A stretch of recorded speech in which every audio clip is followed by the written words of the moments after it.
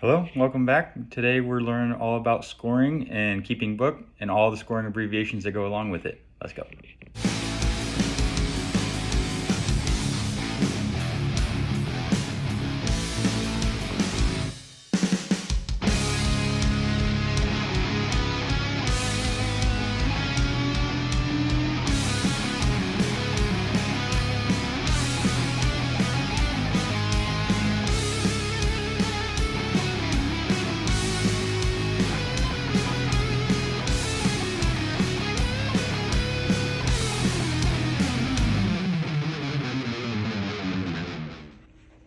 Okay, so this is what a basic scorecard looks like.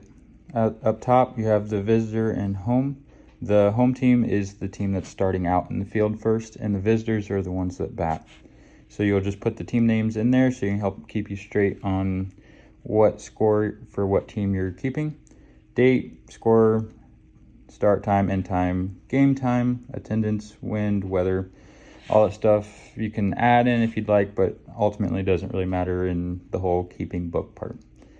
As we look over to the left, you have the lineup area, and you have the player number, says lineup, and then the position. So an example might be to put in the number, you put in the number 4, that's their jersey number. Their last name is Smith, and then their position might be second base. So we're just going to put a 2B there.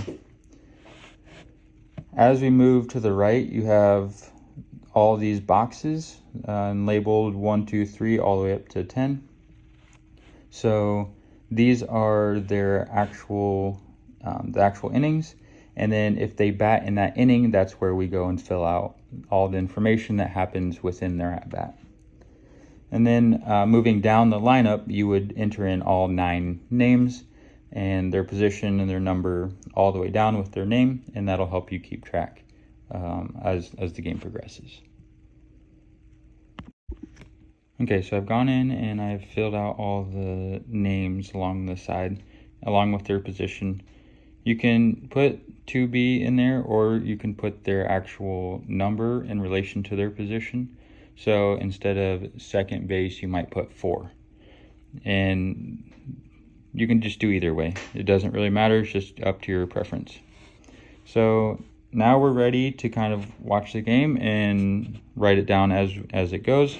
So Smith is leading off and batting first. And the boxes up at the top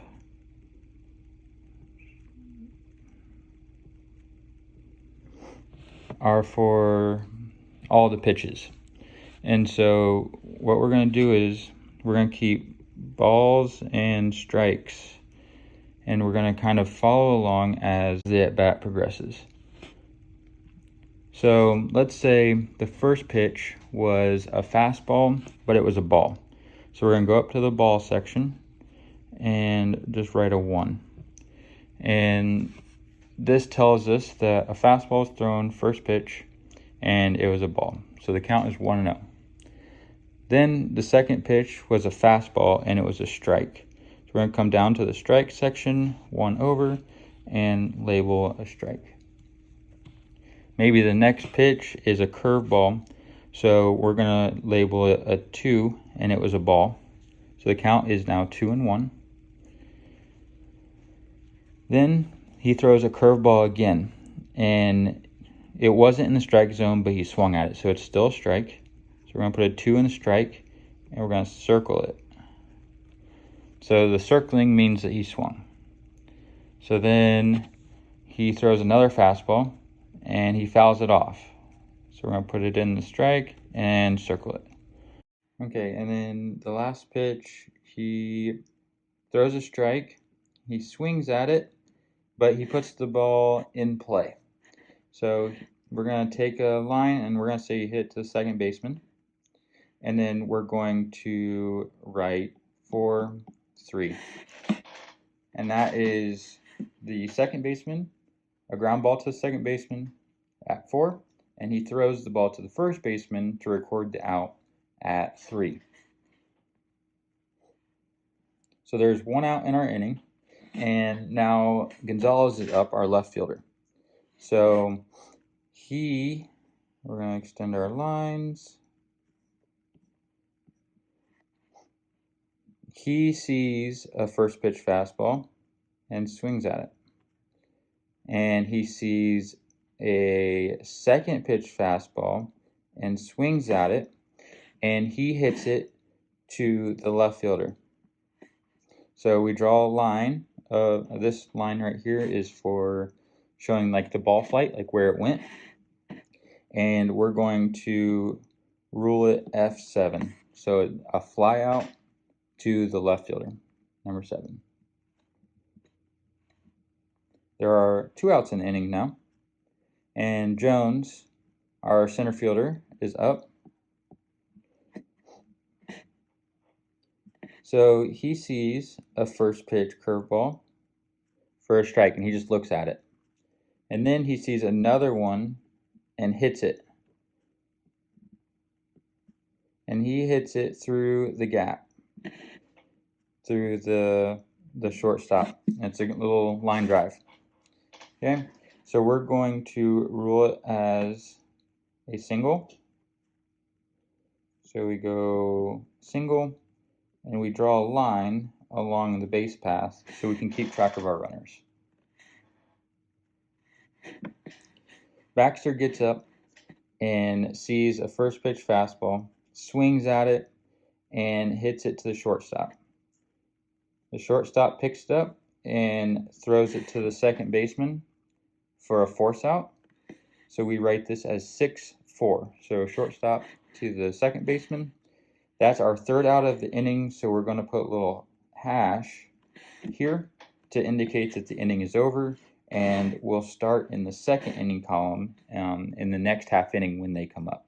So what your book is actually going to look like is you're going to have 2 of these pages, one for the home and one for the visitor if you're keeping the entire game and both sides.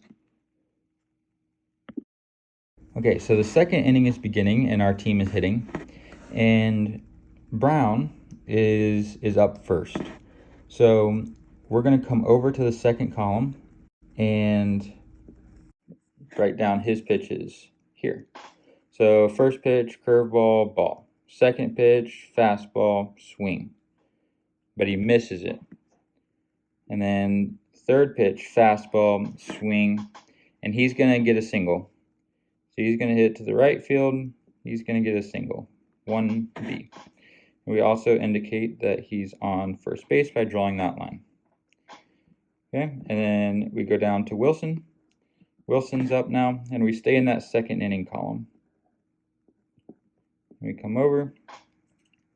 First pitch, swings at it, fastball, and he hits it in the gap. So he's going to actually get 2 bases now. So a double is indicated as 2B. So here's where it pays off to keep track of your runners. We come up to Mr. Brown that's on first base, and he's going to advance to 2nd and 3rd. And because Wilson hit a double, we're going to indicate that he's standing on 2nd base with 2 lines. So now we have a guy on 3rd base, indicating by the 3 lines around the side, and Wilson is on 2nd base, indicating by the 2 lines. So Garcia comes up and sees a curveball for a ball, another curveball for a strike, another curveball for a strike, and a 4th curveball in a row, and swings at it, and he strikes out. He misses it. This is indicated by a forwards K. So this is an out, and the K indicates a strikeout. Miller comes up, and he has a similar fate. He comes up, but he sees fastball for a strike, fastball for a swinging strike, and a curveball for looking.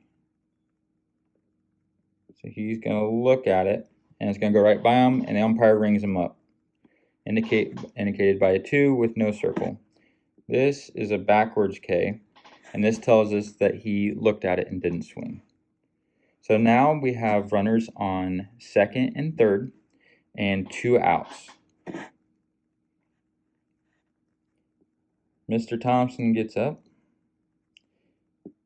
and sees a first pitch fastball, swings, and hits it to the right fielder. He gets a single. So we're going to draw a line. And then our runners up here, Brown and Wilson, also advance. So Brown scores. So Brown gets a filled in box. And this is going to tell us that we scored a run. So all the filled in boxes are going to be runs. Wilson also scores on a base hit, so he gets filled in as well. And Thompson has his single.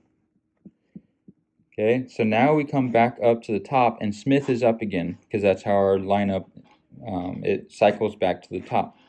But we're still in the second inning. So we're actually going to stay in the second box. So Smith comes up. He sees a fastball for a ball, a fastball for a strike, and he swings at it. So we circle it. And he's going to get out again. He's going to hit to the third baseman. And so the third baseman is 5-3. And that is the end of the inning. So we have our hash. So if we go back and look, we are through 2 innings of play. We've batted around 1 time. Everyone's had 1 at bat. And the score, we have scored 2 runs at this point. The third inning comes up. So we start in the third inning box. Gonzalez is up, and he is going to see 3 pitches. A ball, and a curveball, swinging, and he's going to get a double. So we put 2B, we put where the ball was hit, and we draw our lines where he is.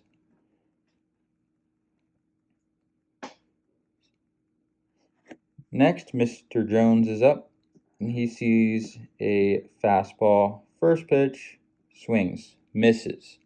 Fastball, second pitch, swings, and he gets a hit. He gets a single. So we draw a line where the ball is hit. We move him to a single. Mr. Gonzalez scores. So I'll pause for a second, and you can think about what happens when he scores. And we fill it in. So now we have a guy on first base. Mr. Baxter comes up, and the pitcher is getting wild. So he throws a first pitch ball for a fastball, and he throws a second pitch strike, fastball, a third pitch ball, fastball, fourth pitch ball, but it's going to be a curve ball, so we're going to put a 2. And the fifth pitch is a fastball for a ball. So this is a walk, but we refer in the book as a base on balls. So we put BB. And draw his line to first base, and we go up to Mr. Jones and move him to second base. Mr. Brown is up, and this seems like a good time. Coach puts on a double steal. So the pitch is delivered, and both runners, Jones and Baxter, take off to steal the base. Jones steals third base, so we're going to draw a line. And up in the super corner here, we're going to put an SB, stolen base. And what happens is the catcher actually comes up and he throws it to second base. He throws behind the runner. And he actually throws Baxter out. So he's going to get a half of a line. and a CS, caught stealing. And so this is actually recorded as an out now. So we have a guy on third base. We've scored 1 run so far in this inning, and there's 1 out because the guy was caught stealing.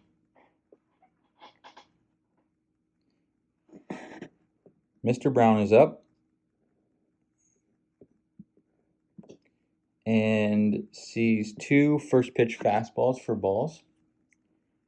And the third pitch he sees is a curveball, and he swings and rolls it over to the first baseman. So the first baseman is going to catch it or field the ball, and then he's going to come over and just step on first base.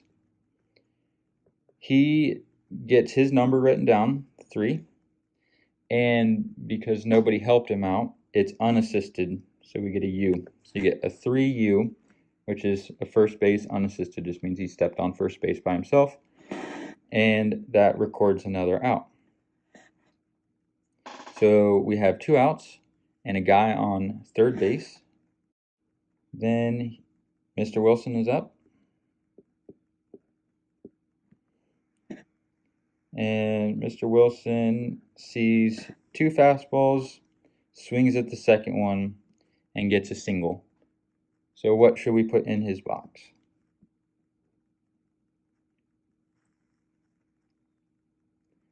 A 1B. And we draw a line where he is. And we come back up to Mr. Jones that was on third base, and Mr. Jones scores. We fill in his box.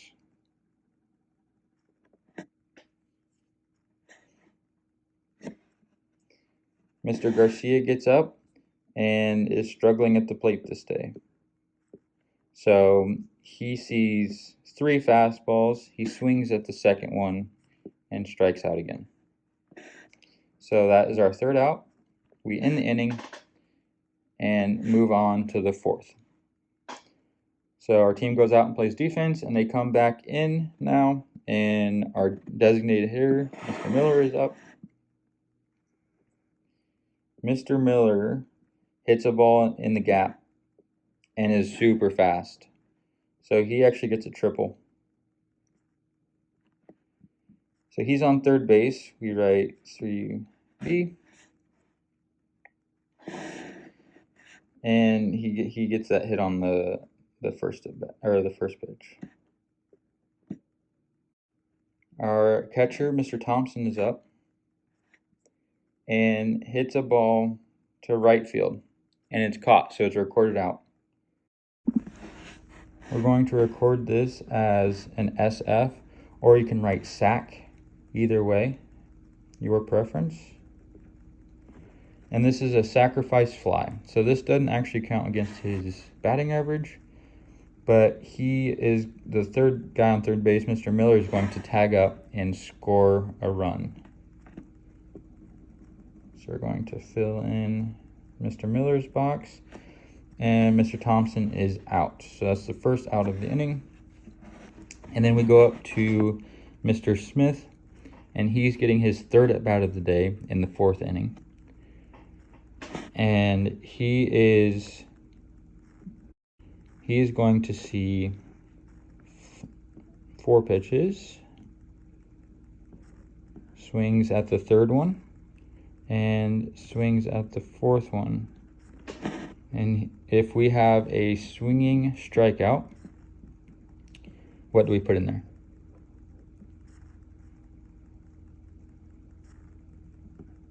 Forwards K.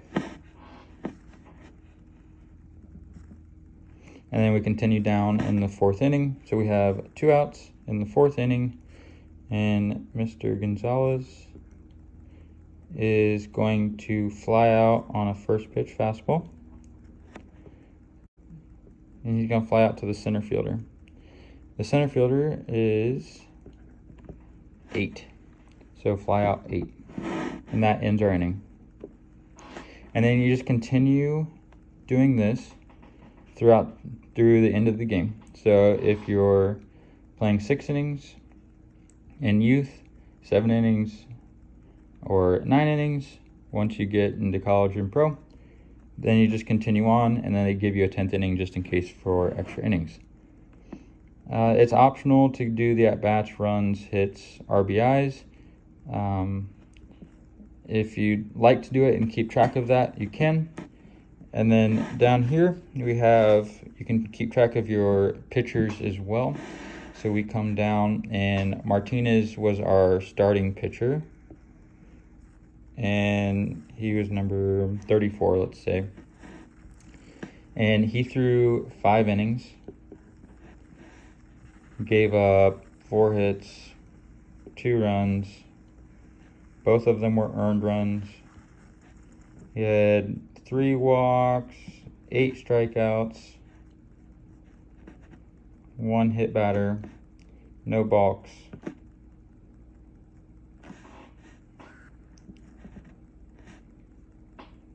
And so because we scored more runs and he threw 5 innings, at least in a 9-inning game, he's going to get the win. Mr. Williams is going to come in and relieve him. And he's going to throw 2 innings. 2 hits, 0 runs, 0 earned, 1 walk, 2 strikeouts, no hit batters.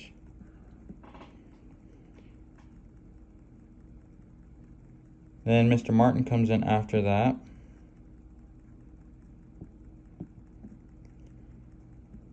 And throws 2 outs. So we're going to indicate that by 0.2. And in baseball, you only go up to 0.3, so it's just indicating for each out. So 0.1 of an inning is 1 out, 0.2 of an innings is 2 outs, and then you get the full 1.0 if you throw the full inning. No hits, no runs, no earned, no walks, 1 strikeout, no hits.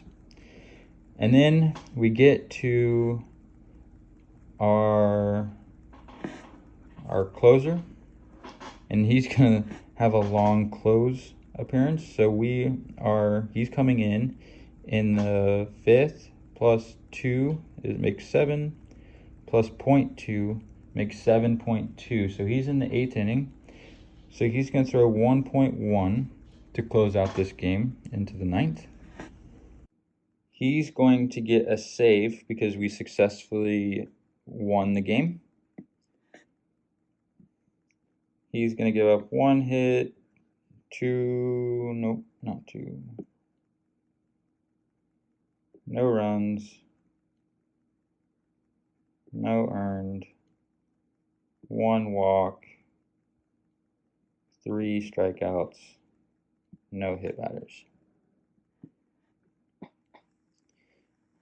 And that's kind of just how you keep track. And then if you're doing the other side, that's a good way to keep track of your pitcher's pitches, because you can come back up to each at bat and actually count. So for example, Gonzalez in the first inning saw 2 pitches, so you'd put 1, 2. And then if you're keeping track of the pitch count, you can put this box in the bottom right corner and just keep track. So if we start with Smith in the very beginning of the game, their opposing pitcher threw 1, 2, 3, 4, 5, 6 pitches. So we get a 6 in the bottom. For Gonzalez, he threw 2 pitches, so we're going to put an 8.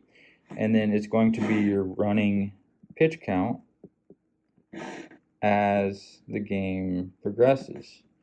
So as a coach, you kind of know where they're at just by glancing, because you're keeping track of it the whole time, and you don't have to keep a counter or forget or whatever.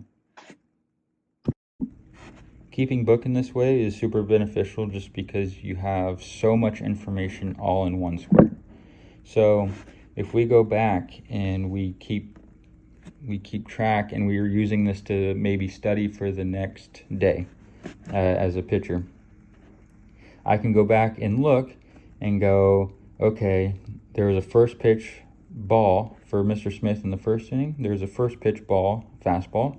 He went back to it, took it for a strike, He took a curveball, so he's super patient. And then he starts swinging at the end. So it tells me a little bit on how the at-bat actually progresses, what he swings at, what he doesn't swing at, maybe what pitches he's looking for, all these kinds of things. It tells me where his tendency to hit the ball is. So if we take a look at the entire game and he only hits it to the right side of the field, then we know that maybe he's diving across the plate and we can pitch him in.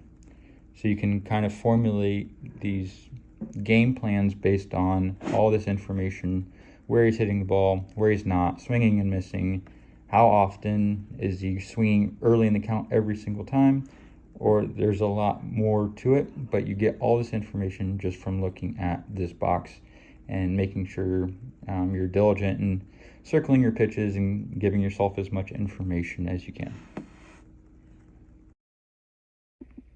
Okay, and those are the basics. There was a lot thrown at you all at once, so if you just go back and look at the video again or comment below, and I'll be sure to try to answer any questions you might have. But hopefully that was helpful, at least get you an understanding and make you give you enough information to be able to do it on your own. And hopefully it'll give you a good understanding on scouting reports and help you kind of progress in that manner as well. So good luck. See you.